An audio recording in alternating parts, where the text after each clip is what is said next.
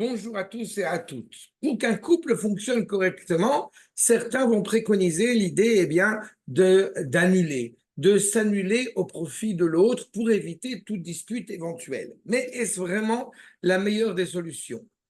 Nous voyons dans la paracha de cette semaine, la paracha de Shlach Lecha, les explorateurs qui vont aller faire le tour d'Eretz Israël. Et a priori, cela aurait pu être une chose même tout à fait honorable, dans la mesure où la question qui aurait été posée n'est pas est-ce que cela est envisageable de conquérir Eretz Israël, mais comment allons-nous conquérir Eretz Israël? Simplement, seulement il y a, j'ai envie de dire, seulement il y a un bémol. Seulement, il y a un obstacle qui s'est fait rapidement ressentir, à savoir l'attente de ces 10 explorateurs était que de voir que pour pouvoir conquérir Eretz Israël, eh bien, il nous faut l'aide miraculeuse d'Akadosh Baruch Hu. Et à ce moment-là, ça pose la question terrible de savoir si effectivement le peuple juif est habilité à ce qu'une opération miraculeuse puisse mener la barque, puisse nous permettre de conquérir Eretz Israël. Et assez vite, ils se rendent compte et ils se disent qu'ils n'ont pas suffisamment de mérite pour que cette conquête d'Eretz Israël se passe uniquement par le prisme du miracle et non de manière naturelle. Et cela posera un problème de taille puisque justement, il y avait une sorte de présupposé que nous pourrons conquérir Eretz Israël uniquement par ce biais, encore une fois, miraculeux. Et donc, malheureusement, ils vont se rétracter et la fin, malheureusement, est absolument, comme vous le savez, absolument dramatique, due à cette errance dans le désert durant 40 ans. Et c'est ce que va justement nous dire, insister sur ce point, le natif de Vologine. Il est impératif, justement, de bien savoir à quel niveau, entre guillemets, spirituel nous nous trouvons pour pouvoir envisager telle ou telle attente.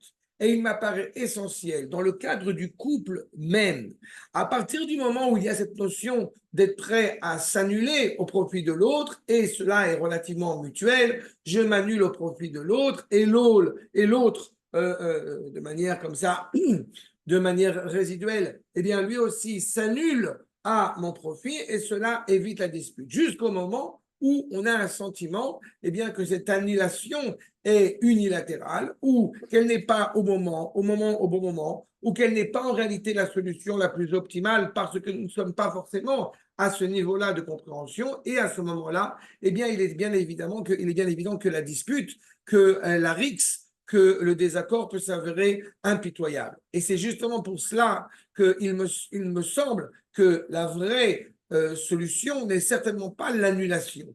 La vraie solution est toujours l'associativité, la complétion de vouloir, bien évidemment, faire plaisir à l'autre, mais cette réelle demande doit être maîtrisée, doit être orientée vers un dialogue cohérent qui va permettre eh bien, de réaliser les besoins et les désirs de chacun. Et seulement à ce moment-là, eh bien, évidemment, le couple pourra vivre une vie sereine. De la même manière que notre rapport à Eretz Israël doit être un rapport qui doit être efficace, qui doit être entendu, qui doit être évident, et que ce soit par une voie miraculeuse ou par une voie naturelle, mais une prise de conscience que notre lien Eretz Israël est indubitable, eh bien, j'ai envie de faire ce même parallèle à l'égard de notre épouse. La base ne commence pas à savoir si je vais m'annuler ou au contraire, eh bien, je vais rien annuler, mais bien évidemment qu'il y ait une dimension, j'ai envie de dire, miraculeuse ou naturelle avec ma conjointe, cela doit toujours être inscrit dans ce dialogue fondamental qui nous permet d'entretenir une cohérence et une cohésion sereine entre nous, et cela sera l'assurance, bien évidemment, de la pérennité dans notre foyer. Shabbat Shalom.